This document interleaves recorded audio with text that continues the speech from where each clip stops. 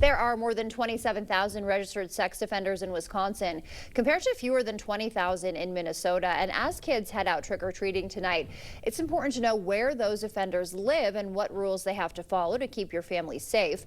News 8's Emily Brown explains how those rules change depending on which side of the Mississippi you live on.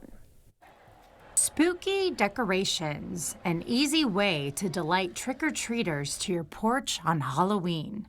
Pick whichever one you want. After all, kids know the houses with the best decorations always have the best candy. But what about those homes sitting alone in the dark without any decorations? They can be a lure for children too, which is why authorities want you to be cautious this Halloween, as these could be the homes of sexual predators. No decorations outside. They can't have their porch light on. Grace Knutson is the director of sex offender programs for the Wisconsin DOC. She says each year registered sex offenders on active probation or parole must comply with certain rules on Halloween. They can't wear Halloween costumes. We make them be in their homes 1 hour prior to trick-or-treating and 1 hour after trick-or-treating. And during Halloween, How are you? state and local authorities can pay a surprise visit to their doorsteps. We let them know during your local trick-or-treating times, there's a great possibility that the probation and parole agent with law enforcement is going to show up at their house. And while homes without decorations might signal a good reason to stay away in Wisconsin,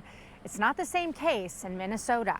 The predatory offender program itself doesn't have restrictions as far as who they interact with or if they can have contact with children or participate in events like Halloween for trick-or-treating. Sergeant Mark Dungy works with Winona County Sheriff's investigations. He says not all active registered predatory offenders in Minnesota have to comply with specific Halloween protocol. The only real requirements for the predatory offender registry is that they update their information. Meaning some active predatory offenders could have decorations up and give out candy. It's dependent on the crime they're convicted of and what release conditions they have afterwards, whether it be a parole or probation condition. In Minnesota, addresses for low risk and moderate risk offenders are not made public. We only do community notifications for level 3 predatory offenders. They've been convicted, they've done their time, and they're out now. Regardless which side of the river you're trick-or-treating this year, Dungy and Knutson agree there are safety measures everyone should take when heading out. Sticking to the neighborhoods that are participating,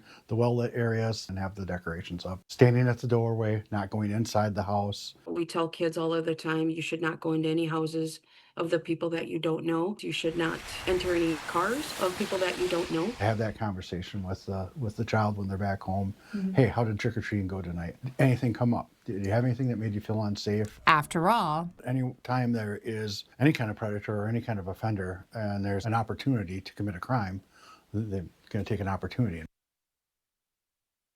That was Emily Brown reporting. And if you see any suspicious behavior, you can always contact the non-emergency police line. We have more resources on our website, news8000.com.